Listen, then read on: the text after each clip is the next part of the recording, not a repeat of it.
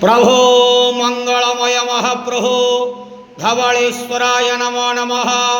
दीपं यदि परं ब्रह्म दीपं यदि जनार्दनः दीपहरतु मे पापो पूजा दीप नमस्तुते।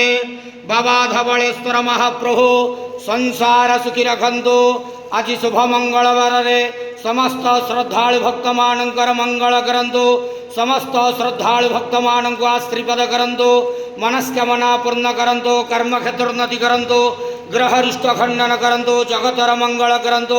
विश्वर कल्याण करंतु। आपणकर नाम विख्यात करंतु। सेवकर डाक श्रवण करंतु।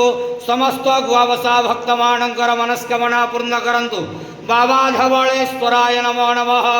संसार सुखी रखंतु आनंद गेवार। हरि बोलो। आज शुभ मंगलवार रे समस्त श्रद्धालु भक्त मानकर मंगल करंतु आनंद गेवार। हरि बोलो। ओम नमः शिवाय।